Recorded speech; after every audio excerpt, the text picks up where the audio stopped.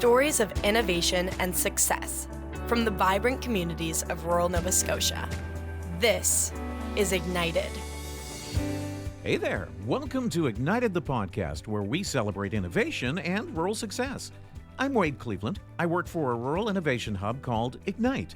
We help build vibrant communities in rural Nova Scotia by bringing together startups and industry, youth, and community. And at Ignited, we're kicking off our annual Women's Founders Series, and we have some great stories to tell and great conversations to be had. I'm really excited to share these with you. And we're starting things off today with Cathy Munro of Bramble Hill Farm, a microgreen farm in Pictou County. Now, I should say the award-winning Bramble Hill Farm. In 2019, they were named New Business of the Year at the Pictou County Chamber of Commerce Business Achievement Awards.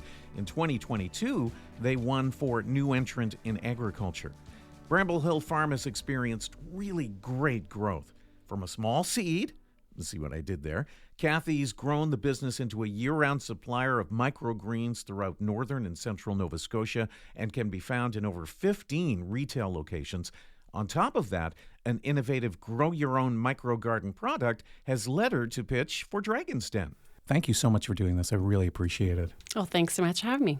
Let's talk a little bit about the early days, because you don't really come from an agriculture background. You come from a fisheries background. So where did this all lead from? Yeah, well, fisheries and agriculture is not that far removed, right? No. It's all science. For sure. Yeah. I have a background in fisheries science, and we were living out west actually at the time. I'm originally from Nova Scotia, but I did my time in Fort McMurray working in environmental assessment work, and eventually we decided we wanted to move back east to start our family.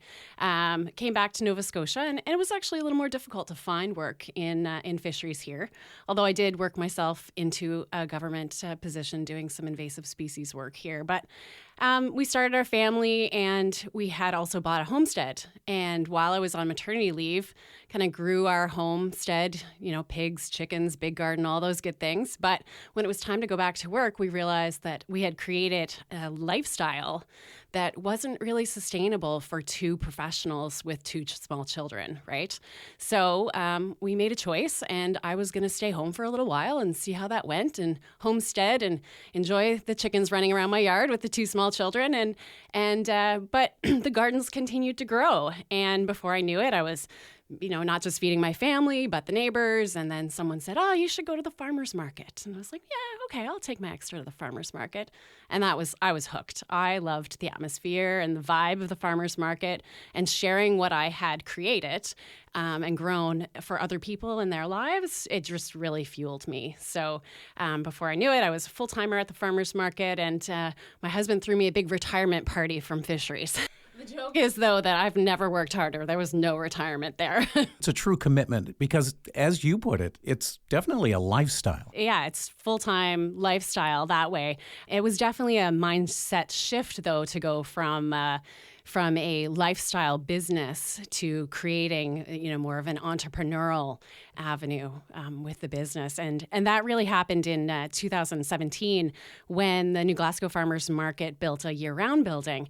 And I realized that there was no fresh produce available through the winter. There was a little bit of garlic and potatoes around, but there was definitely an appetite for more fresh produce. So I looked around to see what I could offer the market that way, and did some research into microgreens. And before I knew it, the kids' playroom at that time became a giant grow-up. And my husband looked at me and he's like, "You're going to need more space." Tell me a little bit about the learning curve there. Was there much of a learning curve? Is it easy to do, I guess is my question, because you would have required some pretty specialized equipment to make this all work really well, and to the degree that you're doing it, at least at this point. Well, I feel like that's definitely where my science background came into play. Was, it's all a big experiment, keeping really good notes and doing your research. I mean, we have such a great tool now available with Google. You can become a Google expert in anything, right? You just need to have a little bit of confidence in yourself and keep pretty darn good notes on what's working for you and what's not. And that's really how it all began. So tell me a little bit about the entrepreneurial journey that you took when you decided in 2017, okay, we're going to do this, and it's going to be a business and it's going to be a going concern. There had to be a lot of factors that you put in and issues that came up as you kind of develop that and make it make sense? Well, I am actually a pretty risk-adverse type of person. So I feel it's really important to test and iterate all the time, right? So actually what I wanted to do was I was full-time at the farmer's market. And like I said, I was growing these greens in my kids' playroom and selling out every week at the farmer's market. So obviously I wasn't fulfilling the demand there. Plus I figured, if I could work on the economics, maybe I could have a wholesale business out of this. So I actually ran a Kickstarter at the time to fund a greenhouse. A lot of people grow microgreens in different types of settings. You can grow them in containers and warehouses, like shipping containers and things like that. But I really looked at, for one, where do I want to spend my days? Not in a shipping container. And two, also, I wanted to build a structure that had flexibility. In case, the microgreens didn't work out for me, that space could easily be transferable into another crop of some sort. So yeah, I ran a Kickstarter to build our greenhouse space, and I sold those shares basically to my customers at the farmer's market. So in June, if you supported me with a $100 donation towards the greenhouse, when we first started producing in, I think it was November that year, I literally turned around and gave you $100 in coupons to come to the farmer's market and get your money back. You were going to eat it anyway. So yeah, it was great community building activity. And, I felt so supported by everyone in that process. That's brilliant in many different ways. First off, it's a great way to raise a little bit of money, but also it creates buy-in where everybody kind of feels like they're a part of your own success. It was fantastic, actually. It really helped amplify the Bramble Hill story, what we were trying to do. And then it also gave me more leverage when I was going to go to wholesale. So tell us about that part of it, getting to wholesale and getting to that next stage. What was that like? It was literally cold calling. It was going door to door, selectively what retailers I thought were going to be good fits for our product. But also, like I said before, I'm a little risk adverse. So I think it's super important when you're building a wholesale business. Quality is number one, but consistency of supply, and then also making it super easy for your customer.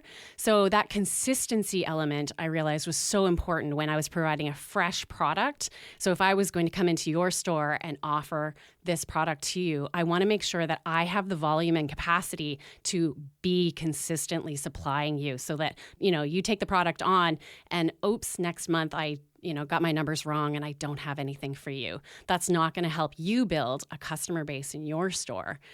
So I really strategically only took on customers as we built the business and as we built that quality and consistency of supply. Building it kind of slowly, but how slowly was that? How much did you take on in the early stages of everything? It really was like a new retailer every 2 months or so. And then getting to know that retailer, because every retailer has, a slightly different consumer base too. So I want to know where I fit in your store and then what the demand is going to be in your store. So, I couldn't just base on how much volume I was going to need to grow for you just on, 2 weeks of orders. It was going to have to, it takes time for people to find you on the shelf too. For sure. Now, are you talking local, geographically? How close were all of these places to where you were? Yeah, so started off, small with our local New Glasgow Sterlings. They were my very first wholesale account, and actually to today, they are one of my best wholesale accounts. They have been so supportive, and the local community, even though we can't be found at the New Glasgow Farmers Market anymore, my customers know that they can pick it up there weekly. And then we branched into the city, picked up a few retailers in Truro area, but then went into the city. But then there's this, it costs a lot to deliver product on a weekly basis, right? A lot of time, a lot of money. So what I was actually doing was I knew that I wanted to build a customer base in the Dartmouth area. So basically what I did was I started going to the farmers market at Alderney Landing, myself personally, every Saturday throughout the winter months for about 5 months. And inside the Alderney Landing Farmers Market, there is a Noggins location. It's now called OB's, but it was at the time a Noggins farm market store. So I went every Saturday to the market, sold my product, and my end goal was to basically kind of sell my customer base to Noggins so that I could go to them and say, hey, here's my Saturday sales, and I'm not going to be here, but if you take on my product as a wholesale product, you're open 7 days a week, and you could do even better than I am doing. So that's how they took me on. Right. Okay. That's very clever. Now, you've been talking about this, and I know you have a young family. You mentioned you and your husband. Is it a family operation? Is it a one-woman show? Yeah. No, it's not a family operation. It's owned by myself. My husband is a professional. He works outside the farm.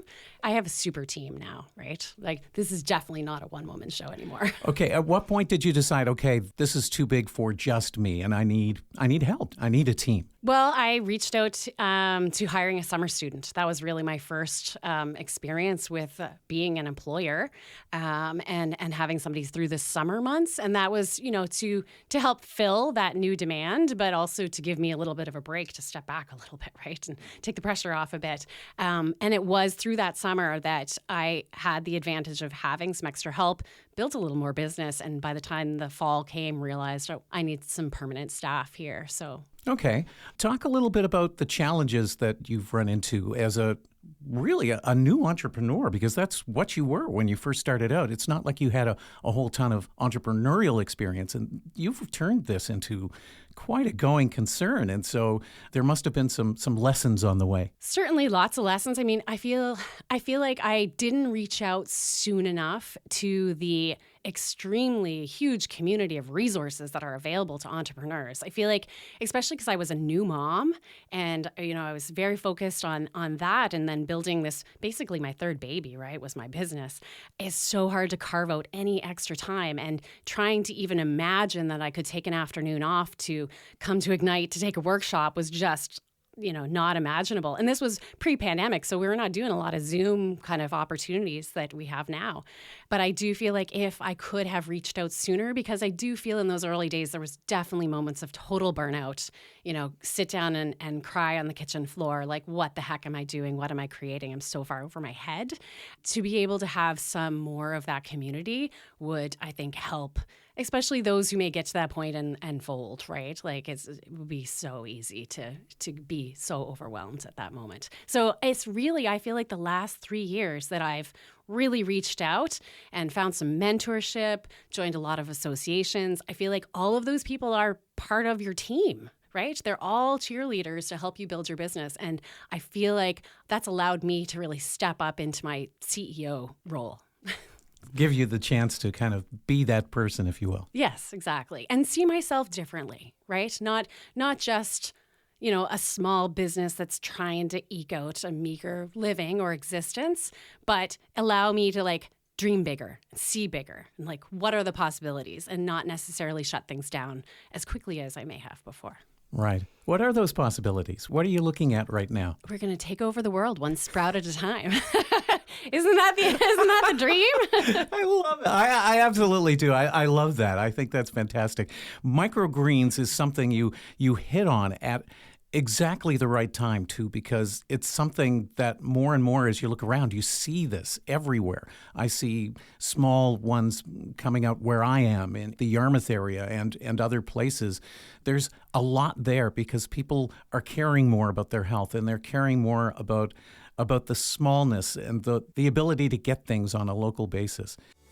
I want to tell you about our Igniting Women in Business series at Ignite, providing rural women entrepreneurs an opportunity to connect, learn, and build their network through a series of initiatives, including a speaker series, gala, and retreat. We hope to inspire and empower rural women in business across the province. The theme is relearning through a women's lens. The sessions offer a space for women to discuss challenges that are faced by rural women in entrepreneurship, with opportunities to learn, network, and socialize. For more information on Igniting Women in Business and to sign up for our events newsletter, visit igniteatlantic.com. You started everything pre-COVID. How did COVID affect everything that you were doing? COVID was a scary time because we literally had a greenhouse pumping full of greens in March, which is actually peak season for us. Our demand is really January through to the end of June is people really craving fresh. And all of a sudden, I didn't have any staff because we were unsure about how we would work in proximity to each other. So it was a scary moment. because of some situations with my brother's employment, he actually ended up living with us and worked, all of a sudden was an employee of Bramble Hill Farm because he was in my household. But we were able to very quickly work on a schedule that would allow us, because we can really, excuse the pun, but microtask in our operation. We worked out a schedule basically so that people worked as individuals in the greenhouse and we didn't actually have physical overlap of time, but we were still able to get all the tasks done.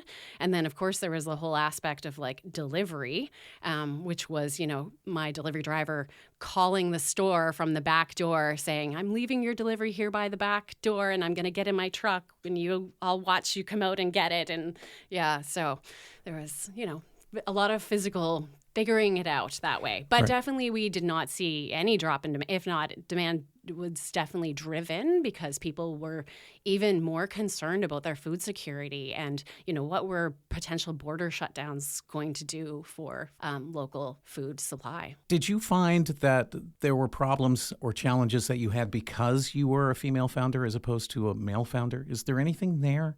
No, I don't necessarily think so, especially in the farmers market world. I mean, the farmers markets are very much dominated by female entrepreneurs, mostly because it fits lifestyle needs, right, for small families and growing families and things like that. No, I don't believe that I've directly seen anything. I have recently just become a certified WEBE, so that is a woman business enterprise, and that is a certification that designates me as a diverse supplier. And that allows me access actually to work with larger corporations who have corporate commitments to spend, X amount of their procurement dollars with certified diverse groups. So it's kind of an interesting avenue and definitely a new place to be playing in my entrepreneurial world. And it's really amazing actually to be part of their mentoring and working with some very strong business women. Tell us a little bit about the skills that are required as an entrepreneur, not necessarily as a farmer, but as an entrepreneur, because there is a lot to being an entrepreneur and building a business. There's so much that I didn't even know. And I feel like every other day, it's a constant learning process, right? And sometimes I think, it would have been nice if I had gone to business school. Like maybe I would know this. But in lots of ways, I feel like that's a little bit of my strength, is that I'm not necessarily confined by the traditional education of a business owner. And so it makes me question, why do you do it that way? That doesn't make sense to me from, a totally different perspective. And that's one of the things I love about bringing new staff into my greenhouse, is bringing someone in. I don't require you to have any agricultural background. I didn't start there either. And I want to bring you in because you have fresh eyes and you're going to ask me, why the heck do you do it that way? That doesn't make any sense. Because we can become very pegged into I've been doing that this way for years, so why would I change it, right? Yeah, exactly. So yeah, skill sets as far as being an entrepreneur. I have a mentor right now who often says, be open to the magic. And that is a skill, definitely, to be open to all the possibilities. Learning to publicly speak and be open to sharing your story. It's not always easy, even for myself, to put my face first, on Instagram and things like that. But people really want to connect with small businesses. They want to connect with a person, right? Yeah, a real person. Mm-hmm. And you connect with somebody on a one-to-one basis. And I always talked about what we do is usually very rural oriented. And I always said early on when I started doing this that in rural Nova Scotia, people want to see you. They want to meet you. But I think that's the case anywhere. I don't think it matters whether it's rural or not. I think it's important to people to connect with other people. Yeah, I recently saw this. So I've been going to, for the last year with our new product, I've been attending the One of a Kind show in Toronto. And I was very intimidated, rural Nova Scotian, attending this massive, they call it the largest North American craft and food show. And you know what? It's exactly like being at the farmer's market. People want to come and they want to directly talk to the founder or the creator of the product, and they're interested and engaged. So it doesn't matter if you are urban center, everyone's the same, right? We really want that human connection. Now, you just recently got to do a presentation, a pitch with Dragon's Den. Tell us about that and what led to it. What got you involved in this? Well, we just recently launched, kind of in the last 18 months, a new product. So Microgarden by Bramble Farm is a grow your own microgreens kit. It was very important to me when producing a new product to minimize the amount of plastic that we were creating. So I really designed it to be functional packaging. So you're actually cutting the bag to create the grow tray, using the top of the bag as a little greenhouse, and everything you need to grow your own microgreens on a kitchen counter or a windowsill are there. So back to the urban centers, like this is such an easy way to be growing a little bit in your condo in downtown Toronto. So with this product, we've been able to expand our reach and serve more customers because we're no longer confined geographically to how far we can deliver our fresh product, right? And this also led me to the idea that, hey, this is the kind of thing that maybe the dragons want to hear about. So I was like, yeah, why not? Let's pitch to Dragon's Den and see where that goes, and just had that experience this past weekend. So how did the pitch process go? Are you used to pitching? Well, I feel like I'm used to pitching my product direct to consumer. That's, I can do that no problem and love that experience. So this was definitely in working in preparation for this pitch, realizing that it was going to need to be framed up very differently. It is its own unique beast, if you will. And so it must have been a great experience just to be able to see how it's done and kind of have them kind of guide you through what you're doing. It was definitely, and it was a bit of a cramming process too, I'll have to say, right? Having never prepared a pitch for an investor, there was a lot of different elements to my business that I was going to have to factor in, understanding valuation, really what my margins were, what is the possibility of scaling the business. I mean, these are all the things that an investor wants to know. With your product that you were talking about, your microgarden product, I saw an actual media release that came out it might have been yesterday, the partnership that you have with Nourish Nova Scotia. That seems like a really fantastic thing. It was great, and it really was just kind of through word of mouth and getting to know a few people. Nourish Nova Scotia helps provide funds for schools throughout Nova Scotia for their breakfast and free lunch programs or building garden spaces, so any healthy food initiatives. And they've been running and are going to continue to run their Nourish boxes, so they have direct from farm root vegetable boxes that can be purchased, and those funds help fund their breakfast programs. But they were looking for other ways that schools in, more far-flung rural parts of the province that could access, because transportation of these root vegetable boxes was challenging. So, through word of mouth and people we knew, we got connected, and Nourish asked if these microgreen garden kits would be a fit for a fundraising initiative, and that's kind of how that developed. And it's just a perfect synergy of values between my farm and what Nourish does. So I'm really excited about this opportunity. I know it's hilarious. You come from a fisheries background originally, and it's that old saying, give a guy a fish and he eats for a day, teach a guy to fish and he can eat forever. That's definitely the way that can apply to something like this. It gives people that ownership, and it's very exciting. Yeah, the microgarden is, I feel like we are becoming all the time more disconnected from our food source. And, it's a very simple concept to put a seed in the ground and watch it grow, but a lot of people don't have that opportunity because of their circumstances or where they live. And so I really wanted to create something that was all-inclusive and also at an accessible price point, because there are lots of systems on the market for growing microgreens on your countertop.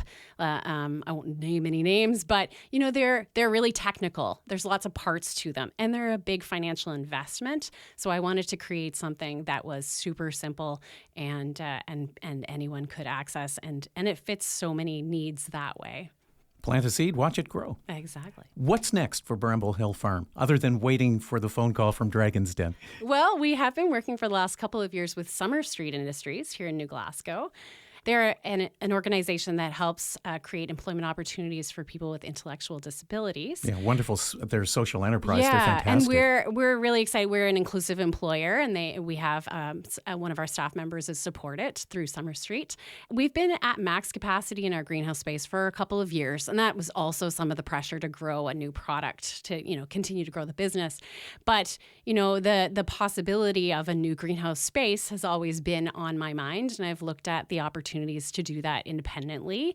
But then through lots of conversation, the last couple of years we've been working with Summer Street on the possibility of building a greenhouse space with them, and so it's in the works that Summer Street Industries is going to build a greenhouse space, and Bramble Hill Farm would become their tenant and have an inclusive employment situation, and that would allow us to grow more product and allow them some unique and very fulfilling agricultural jobs, and allow our customer base throughout Nova Scotia to have more access to fresh all year round. Just amazing. Thank you so much for this.